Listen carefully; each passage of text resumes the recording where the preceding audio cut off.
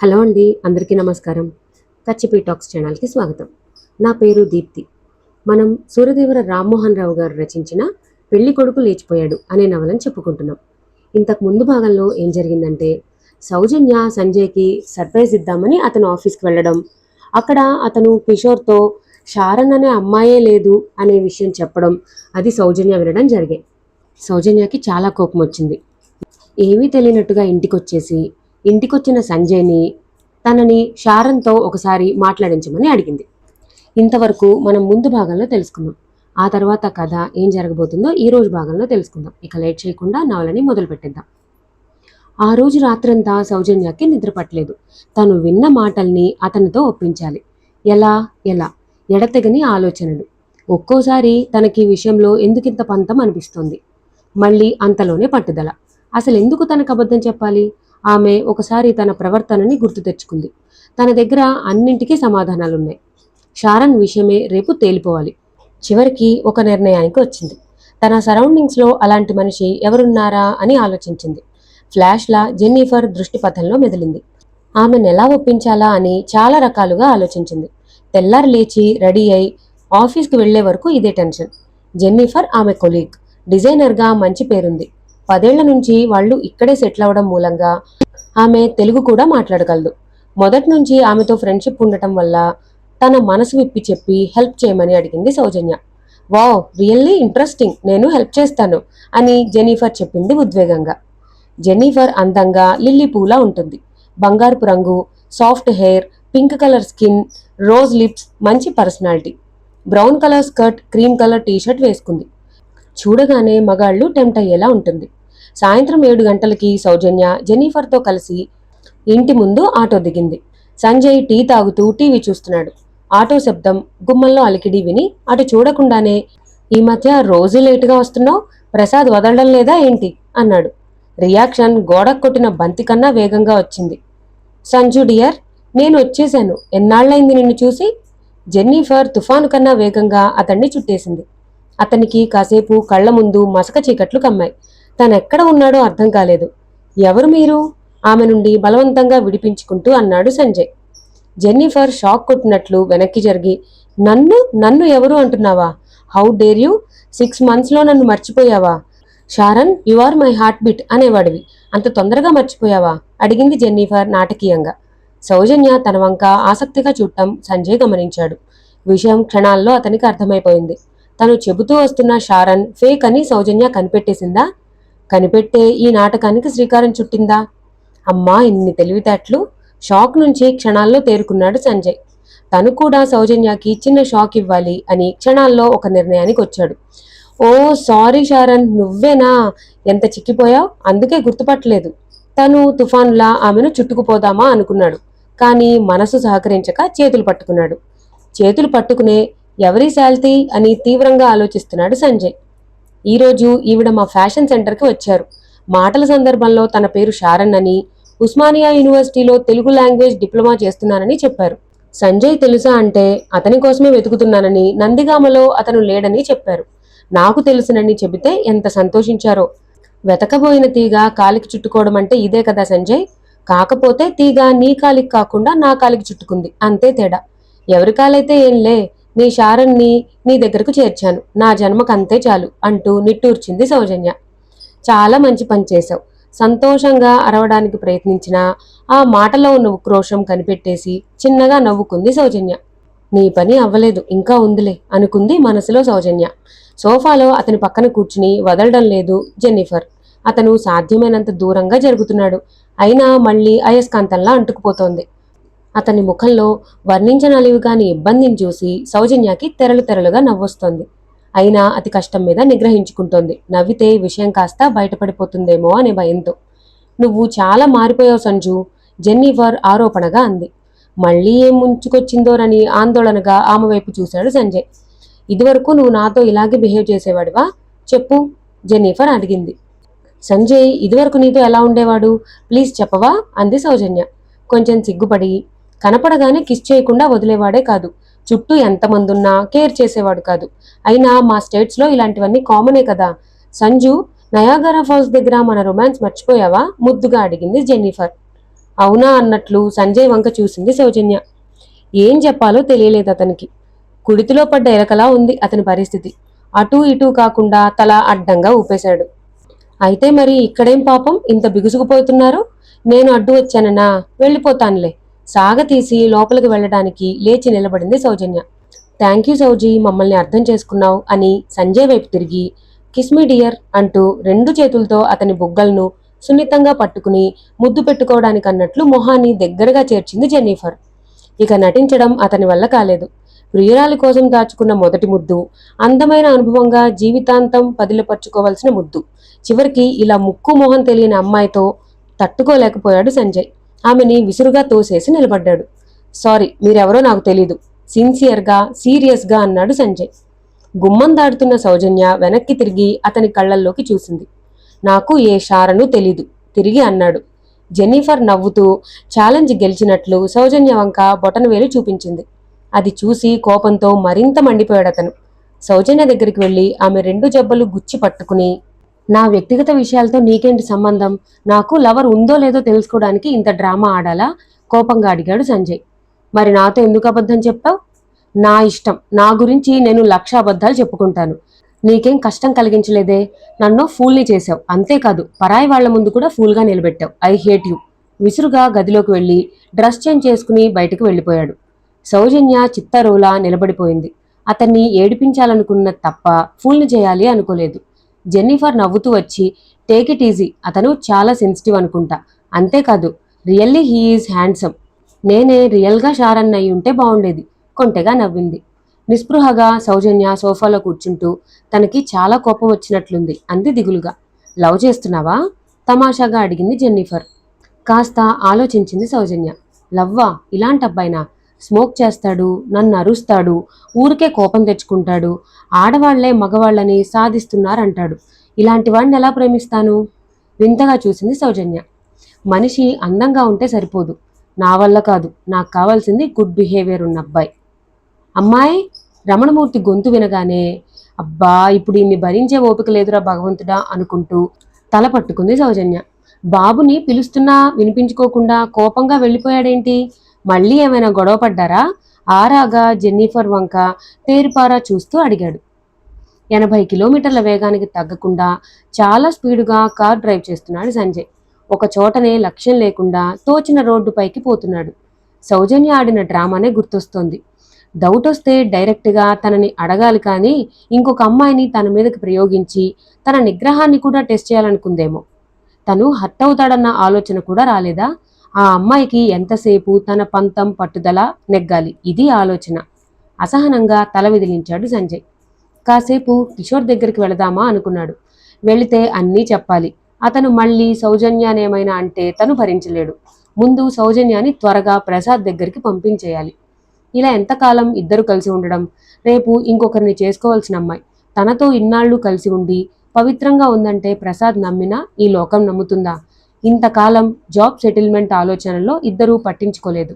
ఇక ముందైనా జాగ్రత్త పడాలి. అర్ధరాత్రి దాటే వరకు తిరుగుతూనే ఉన్నాడు. తర్వాత కూడా ఇష్టం లేనట్లుగానే బయలుదేరాడు. ఇంటికి చేరేసరికి లైట్లు వెలుగుతూనే ఉన్నాయి.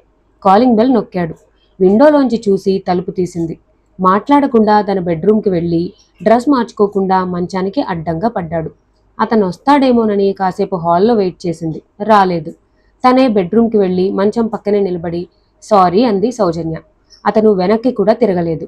సంజయ్, వెరీ వెరీ సారీ ఇంకొంచెం గట్టిగా అంది. అతను చటుక్కున లేచి కూర్చున్నాడు. ప్లీజ్ ఇప్పుడేం మాటలు కలపొద్దు. వాదించే ఓపిక నాకు లేదు అసహనంగా అన్నాడు సంజయ్. నేను వాదించను, ప్రామిస్ తల మీద చెయ్యి పెట్టుకుని అంది సౌజన్య. సంజయ్ మాట్లాడలేదు. చేతులు వెనక్కి ఆంచి తల పైకెత్తి తన వంక చూస్తూ ఉండిపోయాడు. భోజనం చేశావా? అడిగింది అభిమానంగా. చెయ్యలేదు, చెయ్యను. అడిగిన ప్రశ్నకు అడగాలనుకున్న ప్రశ్నకు కలిపి సమాధానం చెప్పేశాడు. సంజయ్, ఒకే ఒక్క మాట అడుగుతాను. నిన్ను విసిగించను, నీతో వాదించను. ఫ్రాంక్గా సమాధానం చెప్పవు? మృదువుగా అడిగింది సౌజన్య. నాకు తెలుసు, షారన్నని లేనమ్మాయిని ఎందుకు సృష్టించావు అని. అవునా? అవును తలాడించింది. బరువుగా నిశ్వాసించాడు. మొదటిసారి బస్లో కలుసుకున్నప్పుడు ఎందుకు పారిపోయి వచ్చారు అని అడిగావు. నాకు సడన్గా సమాధానం చెప్పడం తెలియలేదు. అందుకే అప్పుడు అబద్ధం చెప్పాను. దాన్నలా కంటిన్యూ చేయాల్సి వస్తుందని ఎప్పుడూ అనుకోలేదు అన్నాడు సంజయ్. అయితే నేనంటే ఇష్టం లేదా? పారిపోయి వచ్చావు? నువ్వనే కాదు, నీ ప్లేస్లో ఎవరున్నా వచ్చేసేవాణ్ణే. ఆ క్షణం నాకు నచ్చింది నీ రూపం కాదు, నువ్వెలాంటి దానివో తెలీదు, నీ తత్వం ఎలాంటిదో నాకు తెలీదు, నీ ఇష్టాలు తెలియవు. అలాంటిది నిన్ను పెళ్లి చేసుకుని తరువాత రాజీ పడలేక జీవితాంతం హింస అనుభవించడం చాలా కష్టం. అసలు వివాహానికి ముందే అమ్మాయికి అబ్బాయికి మధ్య అవగాహన ఉండాలి అనేది నా పాలసీ. అది మా వాళ్లకు సిల్లీగా తోచింది. పూర్వకాలంలో మాదిరిగా నిన్ను చూపించకుండా, నీతో ఒక్క మాటన్నా మాట్లాడే అవకాశం ఇవ్వకుండా, నిన్ను అర్థం చేసుకునే ఛాన్స్ ఇవ్వకుండా పెళ్లి కుదిర్చారు. అందుకే లేచిపోయి వచ్చాను, నిజాయితీగా చెప్పాడు సంజయ్.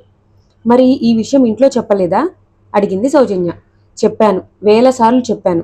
పెళ్లికి ముందు నీతో కొంతకాలం ఫ్రెండ్షిప్ చేస్తానని, తద్వారా నీ మనస్తత్వం నాకు సరిపోతుందో లేదో తెలుస్తుందని చెప్పాను. ఏమన్నారు? కుతూహలంగా అడిగింది సౌజన్య. చెంప పగలగొడతానన్నారు. పకపకా నవ్వేసింది సౌజన్య. అయినింటి ఆడపిల్లతో పెళ్లికి ముందు మా అబ్బాయి షికార్లు చేస్తానంటున్నాడు, పర్మిషన్ ఇవ్వండి అని అడగనా అంటూ మా డాడీ ఒకటే చిందులు. అయితే నేను పెళ్లి చేసుకోనని చెప్పేశాను. కానీ వింటేనా? కాపలా పెట్టేశాడు. ఎక్కడికి వెళ్ళినా వెనకాల బాడీగార్డ్స్. చాలాసార్లు ఎదురు తిరిగాను, అనరాని మాటలు అన్నారు. నిజంగా పెళ్ళంటే విరక్తి వచ్చేసింది. దానికి తోడు అమ్మాయి చాలా గడుసుదని, పెళ్లి అయ్యాక ఆమె అబ్బాయిని అదుపులో పెడుతుందని పరాచకాలు ఆడేవారు. దాంతో ఒంటి కారం రాసినట్లుండేది అన్నాడు సంజయ్. అయితే ఆడవాళ్లు గడుసుగా ఉండకూడదా? అడిగింది సౌజన్య. గడుసుతనమేమో, మగాళ్ళని డామినేట్ చేసేవాళ్ళంటే నాకేమాత్రం నచ్చదు అన్నాడు సంజయ్. అంటే మీరే డామినేట్ చేయాలా? అదీ కాదు, ఇద్దరూ సమానంగా ఉండాలి అన్నాడతను. నిజానికి లోకంలో ఆడవాళ్ల పెత్తనం ఎక్కడ సాగుతుందండి? అది మీరనుకుంటున్నారంతే. మీకు ఇదివరకు ఓసారి చెప్పాను, మగవాళ్ళని హెన్పెక్డ్ హస్బెండ్లా మార్చేసి ఆస్తంతా తమ చేతిలో ఉంచుకుని ఇష్టం వచ్చినట్లు ఆడించేవాళ్ళని చూశాను అని. అలాంటి వాళ్ళు చాలా తక్కువ మంది సంజయ్ అన్నది సౌజన్య. మన కోస్తా జిల్లాలో అలాంటి వాళ్ళు చాలా ఎక్కువ మంది ఉన్నారు. నా ఉద్దేశం ప్రకారం నీకలాంటి ఫ్యామిలీలు తెలిసి ఉండాలి. నిజమే, దగ్గర నుండి అలాంటి జీవితాలని చూశాను కాబట్టే ఇలా చెప్తున్నాను. ఆడ సమస్య మగ సమస్య అన్నది కాదు, మనిషి సమస్యగా చూడాలి. నేను చదువుకునే రోజుల్లో నాకు దగ్గర స్నేహితుడు ఒకడు ఉండేవాడు. అతనికి ఆస్తిపాస్తులు బాగా ఉండేవి. చాలా దర్జాగా తిరిగేవాడు. సాధారణంగా సెలవుల్లో అందరం ఒకరిళ్ళకి మరొకరం వెళ్లేవాళ్ళం. కానీ అతనెప్పుడూ ఫ్రెండ్స్ ఎవరిని తన ఇంటికి తీసుకువెళ్లేవాడు కాదు. నాకు బాగా క్లోజ్ అయ్యాక తన ఫ్యామిలీ ప్రాబ్లమ్స్ నాతో వివరంగా చెప్పేవాడు. ఇంట్లో వాళ్ళ మదర్ డామినేషన్ ఎక్కువ. ఎక్కువ అంటే అలా ఇలా కాదు. ఆవిడకి వాళ్ళ పుట్టింటి వాళ్ళు ఆస్తి బాగా ఇచ్చారు. భర్తకి చాలా ఆస్తి తక్కువ ఉండేది. వ్యవసాయం చేస్తూ ఉండేవాడు. ఇంటి వ్యవహారాలు, బయట వ్యవహారాలు అన్నీ ఆమె చూస్తూ ఉండేది. ఇంట్లో వాళ్ల ముందు, బయట వాళ్ల ముందు కూడా భర్తని పనికి మాలిన దద్దమ్మ అని, చవట అని ఇష్టం వచ్చిన పేర్లు పెట్టి తిడుతూ ఉండేది. దాంతో బయట వాళ్ళు కూడా అతన్ని గౌరవించకుండా చూసేవారు. దాంతో పరిస్థితి ఎంత దారుణంగా మారిందంటే చివరికి ఆయన ఆమెతో సంసారం చేయడంలో కూడా విఫలమయ్యే స్టేజ్కి చేరుకున్నాడు. దానికి సంబంధించిన తిట్లు కూడా ఇంట్లో తిడుతూ ఉండేది. నేను స్వయంగా విన్నాను. ఆవిడ తన కొడుకుని, అంటే నా ఫ్రెండ్ని కూడా ప్రతి చిన్న విషయానికి విమర్శిస్తూ ఉండేది. అయితే ఆ విమర్శకి హద్దు పొద్దు ఉండేది కాదు. మెల్లగా మాట్లాడమని అతనైనా మంచి చెడు వివరించి చెప్పుకోవచ్చు కదా అంది సౌజన్య. అలాంటివి ఎన్నో ముందే అయ్యాయట. ప్రతిదీ పుల్లవిరుపుగా తీసి పారేసేదట. అసలు ఆవిడ జాతకంలోనే ఇంకొకరు చెప్పింది వినే లక్షణం లేదు. చివరికి ఓ రోజు కూతురుకి పెళ్లి సంబంధం వస్తే వాళ్ల ముందే చాలా ఘోరంగా అవమానించేసరికి అతను సూసైడ్ చేసుకున్నాడు అన్నాడు సంజయ్. మై గాడ్ అంది ఆమె. నా ఫ్రెండ్ ఆ తర్వాత నుంచి వాళ్ళమ్మ దగ్గరకే వెళ్ళలేదు. ఫ్రెండ్స్ అంతా కలిసి తలా కాస్త వేసుకుని చదివించారు. మంచి జాబ్ సంపాదించాడు. ఇప్పుడు పెళ్లి సంబంధాలు కూడా వస్తున్నాయి అతనికి. కానీ ఆవిడ మాత్రం తన అన్న మనవణ్ణి తెచ్చి దర్జాగా పెంచుకుంటోందట చెప్పాడు సంజయ్. కేవలం మాటలకే సూసైడ్ చేసుకుంటే శారీరక హింసల్ని కూడా తట్టుకుని ఎంతమంది ఆడవాళ్లు జీవించడం లేదు? అతను చేసింది కరెక్ట్ అని నేను అనడం లేదు. కానీ సొసైటీ ఎలా ఉంది? మగాడి డామినేషన్లో. అలాంటి సిచ్యువేషన్లో తమకి కొంచెం అవమానం జరిగినా ఎక్కువగా మగాడు ఫీల్ అవుతాడు. దానికి తోడు అంకుల్కి చాలా ఈస్థెటిక్ సెన్స్ ఉండేది. పొయట్రీ కూడా చాలా రాసేవారంట. పెళ్లికి ముందు భార్య గురించి ఊహిస్తూ ఎన్నో పద్యాలు రాశారు. నేను వాళ్ళింటికి వెళ్ళినప్పుడు అవన్నీ చదివాను కూడా. అంకుల్ బాగా సెన్సిటివ్ కావడంతో తట్టుకోలేకపోయారు. ఆవిడెంత గయ్యాళ్ళంటే మా ఫ్రెండ్ మొట్టమొదటిసారి వాళ్ళింటికి తీసుకువెళ్ళినప్పుడు నేను డిగ్రీ ఫైనల్ ఇయర్లో ఉన్నాను. నన్ను చూసి ఆవిడ, వీడెవడు తలకు మాసిన వాళ్ళందరినీ తీసుకొస్తే వండి పెట్టడం నా వల్ల కాదు అంది. నాకొక్కసారి తల తిరిగిపోయింది. ఎంతో పౌరుషం అనిపించింది. ఇలాంటి మాటలు ఇంతకుముందు ఎవరితోనూ అనిపించుకోలేదు. గిరుక్కున తిరిగి వెళ్ళిపోవాలనుకున్నాను. నా ఫ్రెండ్ మొహం చూసి ఆగిపోయాను. నేనున్నన్నాళ్ళు అంకులే వంట చేసేవారు. అది తప్పు కాదా?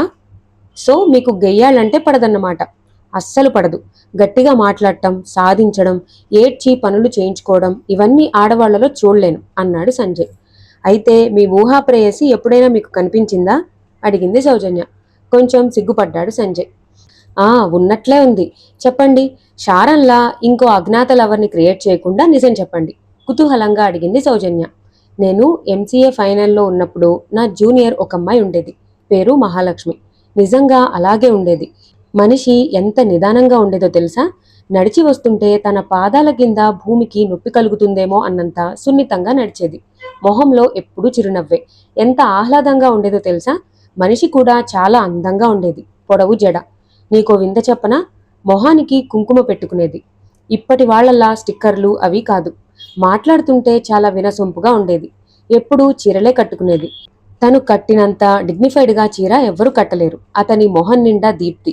తను వింటుందో లేదో కూడా చూసుకోకుండా చెప్పుకుపోతున్న అతన్ని చూడగానే సహజమైన జలసితో ఒక్క క్షణం కలవరపడింది సౌజన్య.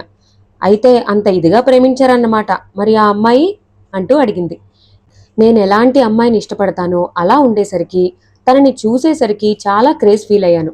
తనతో నా ప్రేమ సంగతి చెప్పేలోపే వాళ్ళ డాడీకి ట్రాన్స్ఫర్ అయి వాళ్ళు వెళ్ళిపోయారు.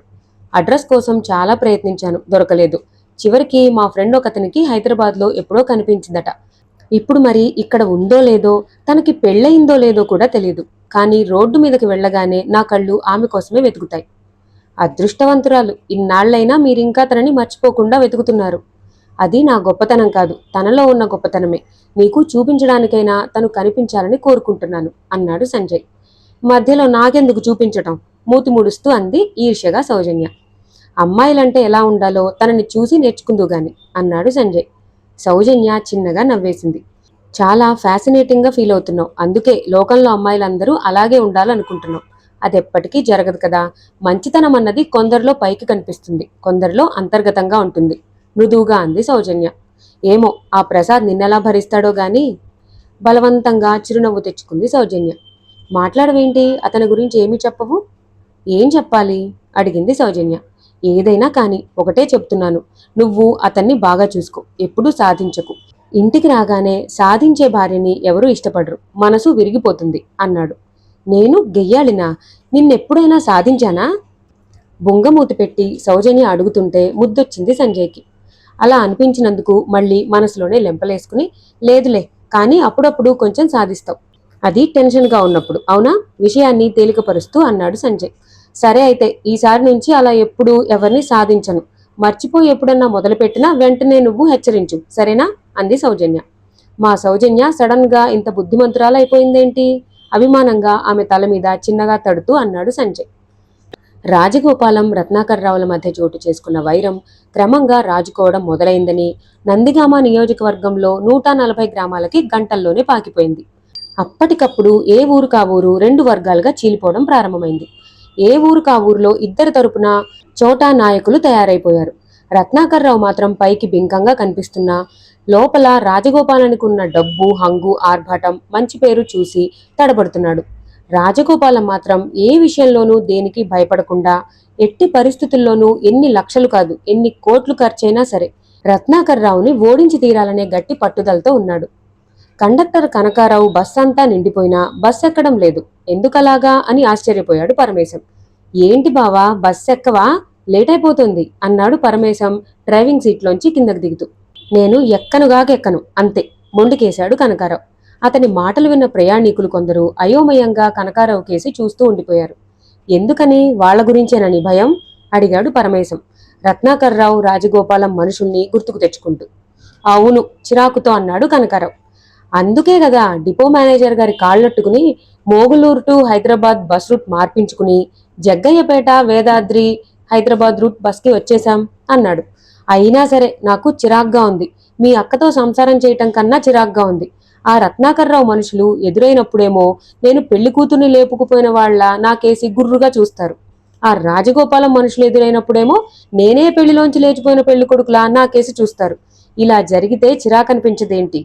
దానికి పక్కున నవ్వేశాడు పరమేశం. నీకంత లేదని నీకు తెలుసు, నాకు తెలుసు, మా అక్కకి తెలుసు, కాని వాళ్ళకి తెలియాలిగా. మరింత చిరాకు పడిపోతూ డిపో ప్లాట్ఫామ్ మీద కూర్చుండిపోయాడు బాసింపట్ట వేసుకుని. ఇదెక్కడి గొడవ బావా అన్నాడు పరమేశం. ఈలోపు ప్రయాణికులందరూ గొడవ చేయటం మొదలుపెట్టారు, బస్ లేట్ అయిపోతోందని. కనకారావు ఆగ్రహవేశాలతో ఉన్న చోటు నుంచి లేచి ప్రయాణికుల దగ్గరికి వచ్చి, ఆ రత్నాకర్రావు మనుషుల నుంచి, ఆ రాజగోపాలం మనుషుల నుంచి మీరు నన్ను కాపాడతామని మాటిస్తే మీ టికెట్స్ తెగుతాయి, బస్సు బయలుదేరుతుంది, లేదంటే మరింతే, మీరింతే అన్నాడు. రత్నాకర్రావు ఎవరు? అతని మనుషులెవరు? ఆ రాజగోపాలం ఎవరు? ఆయన మనుషులెవరు? ఒక్క ముక్క అర్థం కాక అయోమయంగా జుట్టు పీక్కున్నాడు ఓ ప్రయాణికుడు. వాళ్ళెవరో మాకు బొత్తిగా తెలీదు. నువ్వు వెంటనే బస్ పోనిచ్చి మా టికెట్స్ తెంపకపోతే నీ తల తెగిపోతుంది అంటూ మరో ప్రయాణికుడు ముందుకొచ్చాడు. దాంతో కంగారు పడి కనకారావు బస్ ఎక్కాడు. ఏమిటో వీళ్ళు వాళ్ళలాగే ప్రవర్తిస్తున్నారో అనుకుంటూ. మరికొద్ది క్షణాలకి బస్ బయలుదేరింది. ప్రయాణికుల గుండెల నిండా ఊపిరి తీసుకున్నారు. కనకారావు ఒక్కో ప్రయాణికుడి దగ్గరికి వెళ్లి ఎక్కడికి వెళ్ళాలి అని టికెట్ కొడుతున్నాడు. మధ్య మధ్యలో ఎక్కడైనా ఎప్పుడైనా పెళ్లిలోంచి పెళ్లి కూతురు లేచిపోవడం చూసాం, విన్నాం. పెళ్లి కొడుకు లేచిపోవటం ఏంటి మరీ విడ్డూరం కాకపోతే అని గొనుక్కుంటూ బస్సులో వెనక్కి వెళ్తూ ఉన్నాడు. మధ్య మధ్యలో టికెట్స్ ఇవ్వడం ఆపి బస్సు వెనక అద్దాల్లోంచి టాటా సుమో జీపులేమన్నా ఫాలో అవుతున్నాయా అని పరికిస్తున్నాడు. ఎలక్షన్స్ దగ్గర పడుతున్నాయి. కొత్త కొత్త రాజకీయ సమీకరణాలు జరుగుతున్నాయి. రాజగోపాలం రత్నాకర్రావు యొక్క ప్రత్యర్థి పార్టీలో చేరాడు. అతని చేరికతో ఆ జిల్లాలో పార్టీ మరింత బలపడింది. అతను గెలవడం ఖాయమంటున్నారు. ఇల్లంతా కార్యకర్తలతోనూ మద్దతుదారులతోనూ హడావిడిగా ఉంది. భర్త ఎన్నికల్లో నిలబడటం ఇందిరకి ఏమాత్రం ఇష్టం లేదు. ఎందుకంటే భర్తకి ఇది స్వతహాగా ఉన్న ఇష్టం కాదు. రత్నాకర్రావు మీద కోపంతో అతనికి పోటీగా నిలబడ్డాడు. పిల్లలు చేసిన పనికి పెద్దవాళ్లు ఎందుకు పంతం వహించాలని ఆమె అభిప్రాయం. ఈ పట్టుదల మూలంగా రెండు కుటుంబాల మధ్య పచ్చగడ్డి వేస్తే బగ్గుమనే స్టేజి వచ్చింది. ఒకప్పుడు ఎంతో స్నేహంగా మెలిగిన వారే ఒక చిన్న సంఘటనతో ఆగర్భ శత్రువులయ్యారు. రోజు ఎవరో ఒకరు ఏదో ఒక వార్త మోసుకొస్తారు. ఉన్నవి లేనివి కలిపి చిలవలు పలవలై మరింత కక్షలు కార్పణ్యాలు పెరిగిపోతున్నాయి. రెండు కుటుంబాల మధ్య ఏర్పడిన చిన్న తగాదా గ్రామాలు దాటి జిల్లా మొత్తానికి సమస్య అయింది. ఇవన్నీ ఎలా పరిష్కారమవుతాయో, ఎప్పటికీ పరిస్థితులు యథాస్థితికి చేరుకుంటాయో తెలీదు. ఎలక్షన్ టైంలోగా ఎలాంటి రక్తపాతము జరగకూడదని మొక్కుకుంటోంది. అక్కడికి సాహసించి ఇదివరకటి చనువుతో ప్రభావతికి ఫోన్ చేసింది. అక్కడ ఆమెది తన పరిస్థితే. చివరికి జరగాల్సిందంతా భగవంతునిపైనే భారం వేసి చూస్తూ కూర్చోవడం తప్ప చేయగలిగిందేమీ లేదని నిశ్చయించుకుంది ఆవిడ. 10 రోజుల కిందట సౌజన్య కనిపించిందని, పక్కనే సంజయ్ ఉన్నాడని మరిది చెప్పాడు. పుట్టినరోజు నాడు ఏకాకిలా కనిపించేసరికి కడుపు తరుక్కుపోయిందని చెప్పాడు. భర్త ఆరోగ్యం అంతంత మాత్రంగానే ఉంది. దీనికి తోడు రాజకీయాలు. ఏ క్షణంలో ఏ ముప్పు ముంచుకొస్తోందనని ఒకటే దిగులు. సంజయ్ని కాదని వెళ్లిన పిల్ల మళ్లీ అతన్ని కలుసుకుందన్న విషయమే ఎవరికీ మింగుడు పట్టం లేదు. అదే భర్తకి కూడా చిరాకుగా ఉంది. ఇప్పుడు సంజయ్ అంటే కాబోయే అల్లుడు కాదు, తన రాజకీయ శత్రువు కొడుకు. అందుకే ఆ మాట వినడంతో అగ్గి మీద గుగ్గిలమయ్యాడు. అసలైనా ఆ పెళ్లి కొడుకును కాదని పెళ్లిలోంచి లేచిపోయిన సౌజన్య తిరిగి ఆ పెళ్లి కొడుకుతో కనిపించడం ఏంటి? ఏదో అనుకోకుండా క్యాజువల్గా కలిశారా, లేక మరేదైనా ఉద్దేశం ఉందా? ఒకవేళ గతంలో వీళ్ళిద్దరూ ఫ్రెండ్సా? ఫ్రెండ్స్ అయితే పెళ్లి జరగబోయే ముందు ఎందుకు లేచిపోవడం? ఎంత ఆలోచించినా అర్థం కాలేదు. ఆడపిల్ల ఊరు కాని ఊర్లో ఎవరింట్లో ఉందో ఎలా ఉందో. ఇక్కడ ఎన్ని సౌకర్యాలున్నా ఎప్పుడూ అసహనంగానే ఉండేది. ఇప్పుడు ఆ కోపమంతా ఎవరి మీద చూపిస్తోందో. ఇందిర ఆలోచనలు పరిపరి విధాలా పోతున్నాయి. సౌజన్యకి ఎందుకో మనసు ఆమె మాట వినడం లేదు. తన భావాలు, లక్ష్యాలు అన్నీ వదిలేసి ఎవరికోసమో రాజీ పడాలని ఉంది. ఆ రోజు రమణమూర్తి వాళ్ళింట్లో ఫంక్షన్ జరుగుతోంది. సత్యనారాయణ వ్రతం చేసుకుంటున్నారు. అల్లుడు, కూతురు, ఇంకా ఊళ్ళో ఉన్న బంధువులు, మిత్రులు 100 మంది దాకా వచ్చారు. పెరట్లో గాడిపొయ్యి తవ్వించి వంట ప్రయత్నాలు మొదలుపెట్టారు. సౌజన్యాని త్వరగా వచ్చి సహాయం చేయమని సుగుణ కోరింది. సంజయ్, సౌజన్య ఇద్దరూ సెలవు పెట్టారు. సౌజన్య ఉదయాన్నే తలారా స్నానం చేసింది. బెడ్రూంలో బీరువా ముందు నిలబడింది. సౌజన్యకి అప్పుడే ఆ క్షణం నుంచే ఆమె మనస్సు తన మాట వినడం మానేసింది. అప్రయత్నంగా ఆమె చెయ్యి తన పుట్టినరోజు సందర్భంగా సంజయ్ ఇచ్చిన చీర మీదకు మళ్ళింది. చీర తీసి అందంగా కట్టుకుంది. డ్రెస్సింగ్ టేబుల్ దగ్గరికి వెళ్లి క్రీమ్, పౌడర్ రాసుకుంది. స్టిక్కర్ ప్యాకెట్ మీదకు వెళ్లిన చెయ్యి ఖాళీగా తిరిగి వచ్చి దేవుడి కుంకుమని అందుకుంది. పొడవుగా, ఒత్తుగా, నల్లగా ఉన్న జుట్టు వంక చూసుకుని ఆనందపడింది. దాన్నే 2 పాయలు అల్లి జడవేసి కనకాంబరాలు పెట్టుకుంది. అద్దం ముందు నిలబడి చిరునవ్వు నవ్వింది. నవ్వితే ఆహ్లాదంగా ఉందా లేదా అని పరిశీలించుకుంది. ఆ తరువాత నిదానంగా చీమ కూడా నలగనట్లు పాదాలు ఎత్తెత్తి వేస్తూ అటూ ఇటూ నడిచింది. ఏంటో ఇవన్నీ కష్టమైన ప్రక్రియల్లా ఉన్నాయి. తనెప్పుడూ చుడిదారో జీన్సో వేసుకోవడం అలవాటు. అవే కన్వీనియంట్గా ఉంటాయి. ఇక చేతికందిన స్టిక్కర్ పెట్టుకుంటే రాత్రి వరకు చెదరకుండా అలాగే ఉంటుంది. అదే కుంకుమో తిలకమో అయితే చెమటనో నీరో పడితే కరిగిపోతుంది అని భయం. ఇక ఎప్పుడు చిరునవ్వు నవ్వుతూ కూర్చుంటే బస్సులోనో రోడ్డు మీదో ఏ కుర్రాడైనా గ్రీన్ సిగ్నల్ అనుకుంటాడేమోనని భయం. ఇక నడక చీమలాగా అలా నిక్కుతూ నీలుగుతూ నడవడం అసలు రాదే. అలాంటిది తను మహాలక్ష్మిలా ఎలా ఉండగలదు? అసలు ఎందుకు అలా ఉండాలి?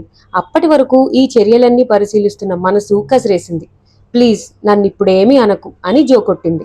హాల్లోకొచ్చి సంజయ్ ఎప్పుడు లేస్తాడా అని ఎదురు చూడసాగింది. అతను 7 గంటలకు లేచాడు. నిద్రమత్తు ఇంకా వీడనట్లుంది. సగం మూసిన కళ్లతోనే బాత్రూంలోకి వెళ్ళాడు. హాల్లోకొచ్చి సౌజన్యాన్ని చూడనే లేదు. ఒట్టి అయోమయం అనుకుని హాల్లో చిందరవందరగా ఉన్న సామాను సర్దడం మొదలుపెట్టింది. సంజయ్ స్నానం చేసి బయటకు వచ్చాడు. కాళ్లకున్న తడిని డోర్ మ్యాట్కి తుడుచుకుంటూ ఆగి ఎదురుగా చూసి అప్రతిభుడయ్యాడు. తను చూస్తున్నది ఎవరినో అర్థం కాలేదు. సౌజన్యనేనా? ఈ లాలిత్యం, ఈ సౌకుమార్యం ఆమెలో ఉన్నాయా? సడన్ గా అతని దృష్టి ఒక దగ్గర నిలిచిపోయింది. సౌజన్య కాళ్లు పైకెత్తి వాల్ సీనరీ తుడుస్తోంది. చీర కొంచెం పక్కకి జరిగి పల్చటి నడుం బహిర్గతమైంది. చూపు తిప్పుకోలేకపోయాడు. చెప్పరాని సంచలనం. మనసు ఎప్పుడో అదుపు తప్పిపోయింది. నిగ్రహం సడలింది. అదే క్షణం సౌజన్య అతన్ని చూసింది. అతని చూపు నిలిచిన ప్రదేశం గమనించింది. మొహంలో ఆశ్చర్యం. సంజయ్ ఆమె వైపు కదిలాడు. భయంగా చూస్తూ ఉండిపోయింది. అప్పుడే స్నానం చేసి రావడం వల్ల పాలరాయిలా నున్నగా బలిష్టంగా ఉన్న భుజాల మీద నిలిచిన నీటి బిందువులు, విశాలమైన ఛాతి. దగ్గరగా వచ్చాడు. కనురెప్పలు దించేసింది. కింద అతని పాదాలు కనిపిస్తున్నాయి. అవి కదిలి మరింత దగ్గరగా రావడం చూసి గుండె దడదళ్లాడింది. అప్రయత్నంగా అతని చేయి సున్నితమైన ఆమె నడుం వంపు మీదకు చేరింది. ఒక్కసారి ఉలిక్కిపడింది. తలెత్తి నమ్మలేనట్లు అతని మొహం చూసింది. సౌజీ ఏదో చెప్పబోతున్నాడు. చెయ్యి విదిలించేసి పరుగులాంటి నడకతో రమణమూర్తి వాళ్ళింటి వైపు వెళ్ళింది. ఊహించని విషయం కావడంతోనూ పరిగెత్తుకుని రావడం మూలంగానూ ఆయాసంతో ఊపిరి చిక్కబడినట్టయింది. ఏమ్మా అలా ఉన్నావు? సుగుణ వచ్చి అడిగింది. ఏం లేదని సమాధానం చెప్పిందే కాని ఏ పని స్థిమితంగా చేయలేకపోతోంది. అంతలో రమణమూర్తి చిన్న కూతురు వచ్చి తోరణాలు కడదాం రా అక్క అని పిలిస్తే వెళ్లి హాల్లో కూర్చుంది. ఆ పక్కనే దేవుడి పటాలు పెట్టి పూజకి సిద్ధం చేస్తున్నారు. పురోహితుడు వచ్చి పూజకి కావాల్సిన సామాన్లన్నీ సర్దుకుంటున్నాడు.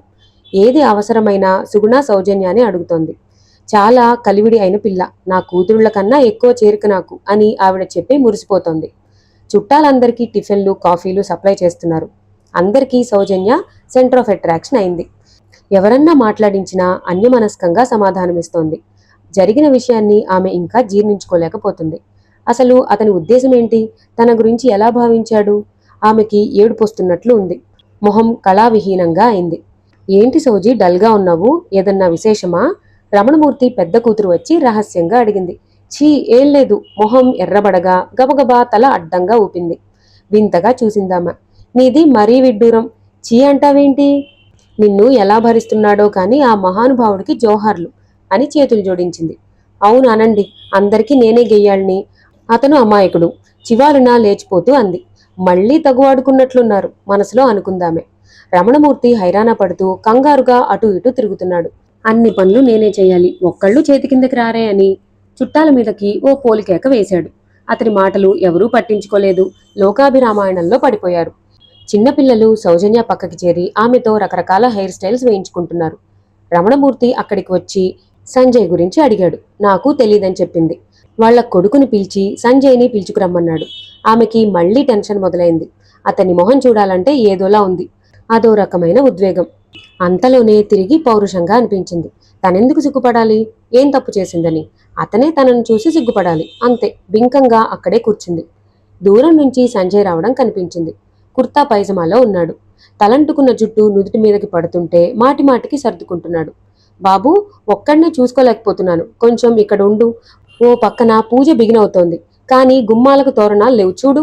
రమణమూర్తి చెప్పి ఎవరో పిలిస్తే హడావుడిగా వెళ్ళిపోయాడు. సంజయ్ పెరట్లోకి వెళ్లి మామిడి కొమ్మలు తెంపి తెచ్చాడు. పురికొసతో మామిడాకులు అల్లి అన్ని గుమ్మాలకు కట్టాడు. మధ్య మధ్య సౌజన్య వైపు చూస్తున్నాడు. కాని ఆమె మాత్రం చూపు కలపటం లేదు. పనయ్యాక కాసేపు అటూ ఇటూ తచ్చట్లాడి చివరికి తెగించి ఆమె దగ్గరికి వచ్చి సౌజీ అంటూ ఏదో చెప్పబోయాడు. చివాలున లేచి ఆంటీ అంటూ లోపలికి వెళ్ళిపోయింది సౌజన్య. నిస్సహాయంగా నుదురు రాసుకుంటూ నిల్చుండిపోయాడు సంజయ్. మధ్యాహ్నం వరకు అతను ఎన్ని విధాలుగా పలకరించబోయినా ఎవరో పిలుస్తున్నట్టు చూసేవాళ్ళకి అనుమానం రాకుండా తప్పించుకుంటోంది. కనీసం అతని వంక కన్నెత్తి కూడా చూడలేదు సౌజన్య. మధ్యాహ్నం అందరూ భోజనాలకి కూర్చుంటున్నారు. రమణమూర్తి ఫ్యామిలీతో కలిసి కూర్చుంది సౌజన్య. కరెక్ట్గా వడ్డన టైంకి వచ్చి వదిన గారు కొంచెం జరగండి, మా ఆవిడ పక్కన కూర్చుంటాను అని రమణమూర్తి పెద్ద కూతురుతో అన్నాడు సంజయ్. అంతకన్నా భాగ్యమా మరిది గారు అంటూ ముసిముసిగా నవ్వుతూ పక్కకి జరిగిందామె. సౌజన్య చూపుల్ని కూడా పట్టించుకోకుండా ఆమె పక్కనే కూర్చున్నాడు సంజయ్. నేల మీద బంతి చాపలు వేసి భోజనాలు వడ్డిస్తున్నారు. అతని మోకాలు తన మోకాలకి తగులుతూ ఉండటంతో ఇంకొంచెం సర్దుకుని కూర్చుంది సౌజన్య. రియల్లీ సారీ నెమ్మదిగా చెప్పాడు. విననట్లు తల పక్కకి తిప్పేసింది. అక్కడున్న అందరూ తమతో హాస్యాలాడుతుండటంతో మూతి ముడుచుకుని కూర్చుంది. సంజయ్ చిన్నగా నవ్వుతూ ఎంజాయ్ చేస్తున్నాడు. అతను తింటున్న స్వీట్ను ఒకదాన్ని బలవంతంగా ఆమె విస్తట్లో వేయించారు. అందరూ చూస్తూ ఉండటంతో తినక తప్పలేదు ఆమెకు. చాటుగా భుజాలెగరేశాడు. సీరియస్గా చూసింది. భోజనాలయ్యాక సంజయ్ తమ పోర్షన్కి వెళ్ళిపోయాడు. సౌజన్య కోసం ఎదురు చూస్తూ కూర్చున్నాడు. సాయంత్రం 5 సౌజన్య రాలేదు. అసహనంగా అటూ ఇటూ పచారు చేస్తున్నాడు. రమణమూర్తి కొడుకు వచ్చి రాత్రికి భోజనం అక్కడేనని చెప్పి వెళ్ళిపోయాడు. ఎందుకో విసుగ్గా అనిపించింది. మామూలు సమయంలో ఆ ఫ్యామిలీతో గడపడం అతనికి చాలా ఇష్టం. కానీ ఇప్పుడు అతను సౌజన్యతో సమయం గడపాలి అనుకుంటున్నాడు. బావుండదని 9ంటికి వెళ్ళి భోజనం చేశాడు. ఎక్కడా సౌజన్య కనపడలేదు. ఆమె గురించి అడిగాడు. అందరూ రకరకాలుగా ఆట పట్టించి హాస్యాలాడారు గాని ఆమె గురించి చెప్పలేదు. తిరిగి పోర్షన్కి వచ్చాడు. కాసేపు టీవీ చూశాడు. బోర్గా అనిపించింది. గుమ్మం వైపు చూస్తూ కూర్చున్నాడు. 10 11 అసహనంగా అనిపించింది. చరచర వాళ్ళింటి గుమ్మం ముందుకు వెళ్ళి సౌజీ అని గట్టిగా పిలిచాడు. వరండాలో కబుర్లాడుకుంటున్న ఆడవాళ్ల మధ్య పదిలంగా కూర్చుని ఉంది సౌజన్య. మీ ఆయనకి కోపం వచ్చినట్లుంది అంది ఒక ఆవిడ. మరిదిగారు ఒక్క రాత్రి కూడా విడిచిపెట్టలేరేమో. వెళ్ళమ్మా వెళ్ళు, లేకపోతే మా అందరి మీద యుద్ధం చేసేటట్టుంది మీ ఆయన వాలకం. అన్ని వింటూ కూడా అలాగే నుంచున్నాడు. ఆమె రాకుండా కదిలేది లేదు అన్నట్లుంది అతని వాలకం. విధి లేక లేచి అతన్ని అనుసరించింది. ఇంట్లోకి వెళ్ళగానే దడేల్మని తలుపు వేసి టప్ మని శబ్దం వచ్చేలా 2 చేతులు జోడించి మహాతల్లి నేను చేసింది తప్పే, క్షమించు అన్నాడు. ఆమె మాట్లాడలేదు. తనని కానట్లు మొహం తిప్పుకుని నించుంది. మాట్లాడు, నాకు పిచ్చెక్కేలా ఉంది చేత్తో తన క్రాఫ్ గట్టిగా పట్టుకుంటూ అన్నాడు సంజయ్. అయినా మౌనంగానే ఉండిపోయింది. మాటలతో సాధించవద్దన్నానని మౌనంతో సాధిస్తున్నావా? సాధించేటప్పుడు హెచ్చరించమన్నావుగా. ఎట్లీస్ట్ నా వైపు చూడు జీరగా ధ్వనించింది అతని గొంతు. నువ్వు ఒక అమ్మాయిని ప్రేమిస్తూ నాతో ఉదయం అలా ఎందుకు బిహేవ్ చేశావు? నీకు నీతి నియమాలు లేవా? కోపంగా అంది సౌజన్య. చెల్లున కొట్టినట్టు ఫీల్ అయ్యాడు సంజయ్. నేను చేసింది తప్పే, టెంప్ట్ అయ్యాను తలదించుకుని అన్నాడు. అదే ఎందుకలా జరిగింది రెట్టించింది. నా మనసుకి ఎందుకలా అనిపించిందో తెలియదు. నేను ఊహించని డ్రెస్లో కనిపించావు. చాలా అందంగా ఉన్నావు, నిగ్రహించుకోలేకపోయాను అన్నాడు. అంటే నీ కళ్లకు ఎవరు అందంగా కనిపిస్తే వాళ్లతో ఇలా బిహేవ్ చేస్తావా అంది సౌజన్య. సౌజీ గట్టిగా అరిచాడు. కళ్ళు ఎర్రబడ్డాయి. జంకినట్లు కాస్తంత వెనక్కి తగ్గి ఆన్సర్ చెప్పలేకపోయినప్పుడు ఇలా అరిచి నీ మాట చెల్లుబడి చేసుకుంటున్నావు. మెల్లగానే అన్నా గట్టిగా అంది. సమాధానం చెప్పలేక కాదు, నీ అంత హార్ష్గా మాట్లాడలేక. అందం గురించి నిగ్రహం గురించి చెబుతున్నావు. నువ్వెన్నిసార్లు నా హెయిర్ స్టైల్ బాగుంటుందని, సాఫ్ట్ హెయిర్ అని తల మీద చేయి పెట్టి చూడలేదు? ఉదయం నేను చేసిన పనిలోనూ అలాంటి ప్రెజెన్సే ఉంది. కాకపోతే అలా అక్కడ. సారీ, ప్లీజ్ క్షమించు, ఇంకెప్పుడు ఇలా జరగదు అని చెప్పాడు. అతని మాటలు కోపం తగ్గించకపోగా మరింత పెంచాయి. అంటే తను కూడా నిగ్రహం లేకుండా ఉందని పరోక్షంగా అంటున్నాడా? మరింత కోపం వచ్చింది ఆమెకు. అయినా ఇక ఇద్దరం కలిసి ఉండటం క్షేమం కాదు. మీరు మీ క్వార్టర్స్కి వెళ్ళిపోండి. ఎవరికి క్షేమం కాదు? నాకేనా? ఈ మధ్య కనిపెడుతూనే ఉన్నాను. నా వంక తదేకంగా చూస్తున్నావు నవ్వుతూ కొంటెగా అన్నాడు సంజయ్. అతన్ని మింగేసేలా చూసి ఆ సంగతి ఉదయమే తెలిసింది. ఇంకా మీతో మాటలు అనవసరం. రేపటితో మీరు దయచేయొచ్చు అంది సౌజన్య. నిలబడ్డవాడల్లా దర్జాగా సోఫాలో కాలు మీద కాలేసుకుని కూర్చుని దయచేయాల్సింది మీరు. మీ ప్రసాద్ గారు రెడీగా ఉన్నారు కాబట్టి వెళ్ళి ఎంచక్కా 3 ముళ్ళు వేయించుకోండి అన్నాడు సంజయ్. ఏం, నేనే ఎందుకు వెళ్ళాలి? ఇల్లు వెతుక్కుంది నేను బింకంగా అంది సౌజన్య. ఎవరు మొగుడని చెబితే ఇల్లు దొరికిందో గుర్తు తెచ్చుకో అంతే బింకంగా పొగరుగా అన్నాడు. ఇంకా ఎంత గట్టిగా మాట్లాడి అతన్ని బాధ పెట్టాలా అని ఆలోచిస్తూ ఉండిపోయింది సౌజన్య. 5 నిమిషాలు బరువుగా గడిచాయి. సౌజీ, ఇలా రామ్మా, ఇక్కడ కూర్చో. తన పక్కన చోటు చూపిస్తూ మృదువుగా పిలిచాడు సంజయ్. కోపంగా ఏదో అనబోయిందల్లా అతను పిలిచిన తీరుకి, అతని మొహంలో ప్రతిఫలించిన భావాలకి మంత్రముగ్ధలా నడిచి వెళ్లి కూర్చుంది సౌజన్య. చెయ్యి పట్టుకోబోయిన వాడల్లా సంకోచంతో ఆగిపోయి, ఇంతకాలం కలిసున్నాం, మాంచి వయసులో ఉన్నవాళ్లం, ఇన్నాళ్లలో ఎటువంటి ఫీలింగ్ లేకుండా రాకుండా ఉండటం అన్నది అసాధ్యం. కాకపోతే ఆ ఫీలింగ్స్ కంట్రోల్ చేసుకోవడంలోనే మంచి వ్యక్తిత్వం ఏంటో తెలుస్తుంది. ఉదయం మహాలక్ష్మిలా నువ్వు తయారయ్యావు. ఎందుకు నాకు తెలీదు నీ మనసులో ఏముందో. తల అడ్డంగా తిప్పి జస్ట్ క్యాజువల్, సంజయ్కి ఇలా ఇష్టమా అనుకుంటూ రెడీ అయ్యాను తప్ప నిన్ను అట్రాక్ట్ చేయాలని కాదు. అయినా నాకు ప్రసాద్ ఉండగా అలా ఎందుకు చేస్తాను? ఓకే ఓకే, నాకు అర్థమైంది. అందుకే ఆ పొరపాటు జరిగింది. ఇక ముందు జాగ్రత్తగా ఉందాం. నువ్వు ఒకసారి ప్రసాద్ని తీసుకురా, నేను మాట్లాడతాను. త్వరగా నీ పెళ్లికి ముహూర్తం పెట్టిద్దాం అన్నాడు సంజయ్. సరేనన్నట్లు బుద్ధిమంతురాల్లా తలూపింది. ప్రేమంటే తనని తాను మనస్ఫూర్తిగా అర్పించుకోవడం. ప్రేమంటే మనల్ని మనం మర్చిపోయి ఎప్పుడూ ఎదుటివారి క్షేమం కోసం, సుఖం కోసం ఆకాంక్షించడం. ప్రేమంటే ఎదుటి వ్యక్తి కోసం మరణాన్ని సైతం చిరునవ్వుతో ఆహ్వానించడం. ఎప్పుడో ఎక్కడో చదివింది గుర్తుకు వచ్చి తనలో తానే ఫీల్ అయ్యాడు సంజయ్. రాత్రి గొడవతో పడుకునేసరికి లేట్ అయింది. తెల్లారి లేచి ఆదరాబాదరా టిఫిన్ చేసుకున్నారు. సౌజన్య స్నానం చేసి రెడీ అవటానికి బెడ్రూమ్కి వెళ్ళింది. అది చూసి సంజయ్ కాలుగాలిన పిల్లిలాగా అవిశ్రాంతంగా అటూ ఇటూ తిరగసాగాడు. ఏం చేయాలో తోచలేదు అతనికి. కాసేపు అలాగే తిరిగి లాభం లేదనుకుని బెడ్రూమ్ తలుపు తట్టాడు. ఎవరు? అడిగింది సౌజన్య. నేనే, సంజయ్ని అన్నాడతను. ఏంటో అందామా. నువ్వు రోజులాగా చుడీదారో మిడ్డీనో వేసుకో, చీర కట్టుకోవద్దు. బస్సులో వెళ్తూ ఉంటావు, చాలా రష్గా ఉంటాయి అవి, జాగ్రత్త చెప్పాడు సంజయ్. అటు నుండి గలగలమంటూ పెద్దగా నవ్వి నాటీ బాయ్ అన్న బిరుదు అతని చెవులకు వినిపించింది. సౌజన్య ఆఫీస్కి బయలుదేరింది. దాంతోపాటు ఆమెలో ఆలోచనలు కూడా పుట్టుకురాసాగాయి. ఈ మధ్య ఎప్పుడూ లేనంత ఆనందంగా ఉందనిపిస్తోంది. ఏదో తెలియని సంతోషం, ఉత్సాహం మనసులో ఉరకలు వేస్తూ ఉన్నాయి. ఏవో సరికొత్త ఊహలు నిద్రలేస్తున్నాయి. ఈ ప్రపంచంలో తామిద్దరమే ఉన్నామన్న భావం ఎంతో పెక్యులర్గా, సంతృప్తిగా అనిపిస్తోంది. ఏ రోజు సరిగా నిద్రపట్టడం లేదు. ఏమీ తినాలనిపించడం లేదు. ప్రతి క్షణం సంజయ్ తాలూకు ఆలోచనలే మదిలో చోటు చేసుకుంటున్నాయి. పరధ్యానం బాగా ఎక్కువవుతోంది. ఎవరితో మాట్లాడాలన్నా అసహనంగా ఉంటుంది. ఏ పని చేయబుద్ధి కావడం లేదు.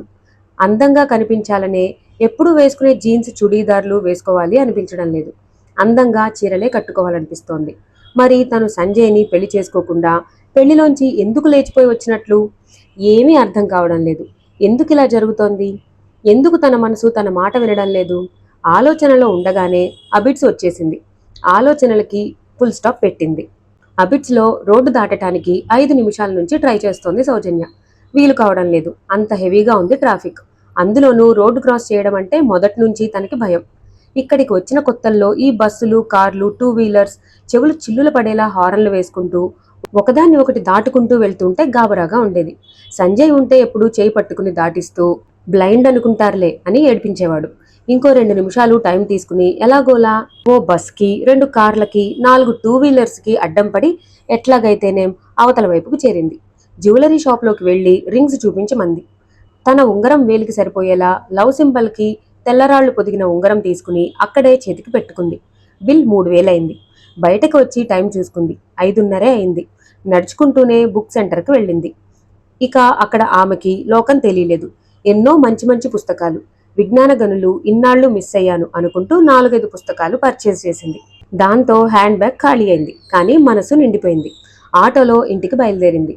వెళ్లేసరికి సంజయ్ టీవీ చూస్తున్నాడు. సౌజన్యాన్ని చూసి పలకరించలేదు. ఇతనికి మళ్ళీ ఏమైందబ్బా అనుకుంటూనే వెళ్ళి ఫ్రెష్ అయి చిప్స్ తింటూ ఒక్కొక్క బుక్కుని తిరగేయటం మొదలుపెట్టింది. చాలాసేపు ఆమె పలకరిస్తుందేమోనని చూశాడు. బుక్ చదువుతూ మొహంలో రకరకాల భావాలు వెలువరించసాగింది. చూసి చూసి ఇప్పటికి 2 ప్యాకెట్లు తిన్నావు, ఇక చాల్లే, ఇప్పటికే ఒళ్ళొచ్చేస్తోంది అక్కసుగా అన్నాడు. అవునా అని మళ్ళీ పఠనంలో మునిగిపోయింది. ఇక డైరెక్ట్ అటాక్ మంచిదనుకుని, నువ్వు రోజు ఇంత లేటుగా వస్తే నాకు ఎంత బోరుగా ఉంటుందో తెలుసా కోపంగా అన్నాడు సంజయ్. విచిత్రంగా చూసి తను ఉంగరం పెట్టుకున్న వేలు చూపెట్టింది. లైట్ వెలుతురులో దూరం నుంచే దగదగా మెరుస్తున్న తెల్లరాళ్లను చూసి ఏంటవి అన్నాడు. ప్రసాద్ ప్రెజెంట్ చేశాడు, మా ప్రేమకి గుర్తుగా మురిసిపోతూ చెప్పింది సౌజన్య. అందుకని తన్మయత్వంలో పడి టైం మర్చిపోయావన్నమాట. అయినా తనని ఇక్కడికి తీసుకురావచ్చుగా, మేమిద్దరం కబుర్లు చెప్పుకుంటాం. అతని మాటలకి పడి పడి నవ్వింది సౌజన్య. తను 1 నెల రోజులు క్యాంపుకి వెళ్తున్నాడు, అందుకే గుర్తుగా ఇచ్చాడు అని చెప్పింది. అయితే ఈ నెల తొందరగా వచ్చేస్తావన్నమాట అన్నాడు సంజయ్. ఎంతసేపు నీ గోల నీది, ఎదుటి వాళ్ళ గురించి ఆలోచించవు కదా, విసుక్కుంది సౌజన్య. మొహం గంటు పెట్టుకుని కూర్చున్నాడు సంజయ్. కాసేపు ఆమె పుస్తకంలోనూ అతను టీవీలోనూ మునిగిపోయారు. ఉన్నట్లుండి అరిచిందామ. ఏమైంది? కంగారుగా వచ్చాడు. చైనాలో స్త్రీ విముక్తి కోసం పోరాడిన జియూజిన్ అనే వ్యక్తిని ఉరితీశారంట, ఆవేదనగా అంది. ఎప్పుడు ఎందుకు అడిగాడు ఆమె కేసి చూస్తూ. ఇప్పుడు కాదులే, 1907లో. ఎంత ఘోరమో కదా. అప్పట్లో అంతే, ఆడవాళ్లకి ఏ విధమైనటువంటి హక్కులు ఉండేవి కావు, పైగా నిషిద్ధ వస్తువుగా చూసేవారంట అతను చెప్పాడు. జనరల్గా స్త్రీ సమస్యల గురించి స్త్రీలే పోరాడాలన్నట్లుగా చాలా మంది భావిస్తున్నారు. కానీ 100 ఏళ్ల క్రితమే స్త్రీ విముక్తి కోసం మగవాళ్లు కృషి చేశారు. అంతెందుకు, భారతదేశంలో సతీ సహగమనం నిరోధం కోసం పోరాడింది రాజా రామ్మోహన్ రాయే కదా. స్పందించే హృదయం ముఖ్యంగాని సమస్యకి ఆడా మగా తేడా ఏంటి? ఆమె పుస్తకం చదువుతూ మధ్యలో ఆసక్తికరంగా అనిపించినవి అతనికి చెబుతోంది. కాసేపు తెలుగు పుస్తకాలు తిరిగేసింది. ముసిముసి నవ్వులు నవ్వుకుంటుంటే ఏంటని అడిగాడు సంజయ్. పెళ్లికి ముందే అబ్బాయిని అమ్మాయిని ఫ్రీగా వదిలేస్తే ఒకరి భావాలని మరొకరు పరిశీలించుకుంటారని అనుకున్నాం కదా. కొన్నాళ్లు పోయాక లోపాలు బయటపడి అసలు నచ్చలేదనుకో, ఇక అంతకన్నా అదృష్టం మరేముంది? పెళ్లికి ముందే తెలుస్తుంది కాబట్టి హాయిగా విడిపోవడమే. ఇలా ఎంతమందితో ఎంత సమయం వృధా? అందరూ ఒకలాగే ఉండరు కదా అన్నాడు సంజయ్. ఇలాంటి అవగాహన కోసమేనేమో ఫారెన్ కంట్రీస్లో డేటింగ్కి వెళ్తూ ఉంటారు, ఆశ్చర్యంగా అంది సౌజన్య. ఉద్దేశం అదే అయ్యుండొచ్చు, జరిగేవి మాత్రం అది కాదు కొంటెగా అన్నాడు సంజయ్. తిన్నగా ఏ విషయమూ మాట్లాడవు కదా. సరే ఇది చూడు, పెళ్లితో సంబంధం లేకుండా ఆడా మగా కలిసి జీవించొచ్చు. ఎవరి మీద ఎవరికి హక్కులు బాధ్యతలు ఉండవు, ఇదో పద్ధతి. ఇక దూరదృష్టితో ఆలోచించి అన్ని ఒప్పందాలు కుదుర్చుకుని చేసుకునేది కాంట్రాక్ట్ మ్యారేజ్. ఇది మరీ మెటీరియలిస్టిక్ గా ఉంటుంది. ఎవరిళ్లల్లో వాళ్ళు ఉంటూ శారీరకంగా మానసికంగా అనుబంధం పెంచుకుంటూ ప్రయోగం చేయడం మరో పద్ధతి. ఇంతకీ మనది ఏ కేటగిరీలోకి చెందుతుందంటావు? తీవ్రంగా ఆలోచన నటిస్తూ అడిగాడు సంజయ్. ఏదో అవసరార్థం అబద్ధపు మొగుడు పెళ్లాల కేటగిరీ, చెప్పింది ఆమె. జీవితంలో అత్యంత విషాదం ప్రేమలో విఫలం కావడం కాదు, ప్రేమించలేకపోవడం. Benjamin Franklin. ఈ కొటేషన్ గుర్తుకు వచ్చి చాలా దిగులు పడిపోయాడు సంజయ్. ఒకసారి సౌజన్య ఆలూరి బైరాగి ఒక గీతం రాశాడు, చదివావా అని అడిగింది. అతనెవరో, ఆయన ఏం రాశాడో అర్థం కాక తల అడ్డంగా ఊపాడు సంజయ్. ఒకసారి తన జేబులో చేయి పెట్టుకుని కొన్ని కాగితాల్ని బయటకు తీశాడు. అందులో ఆ రోజు సౌజన్య తనకిచ్చిన కాగితం ఉంది. తెరిచి కవితని చదివాడు. ఆ కవిత ఒక ప్రియుడు తన ప్రియురాలికి రాసినట్టు ఉంది. ఈ కవిత ఎందుకు చదవమన్నట్లు తను ప్రేమించే ప్రసాద్ ఉండగా, ప్రసాద్ కోసమే తను పెళ్లిలోంచి లేచి వచ్చి ఈ కవిత చదవమని తనకెందుకు ఇచ్చినట్లు అర్థం కాలేదు సంజయ్కి. ఇక్కడతో మన నవలకి చిన్న బ్రేక్ ఇద్దామండి. తర్వాత ఏం జరగబోతుందో మనం వచ్చే భాగంలో తెలుసుకుందాం. ఈ నవల, నా వీడియో కనుక మీ అందరికీ నచ్చినట్టయితే నా ఛానల్ని సబ్స్క్రైబ్ చేసుకోండి. Thank you for watching.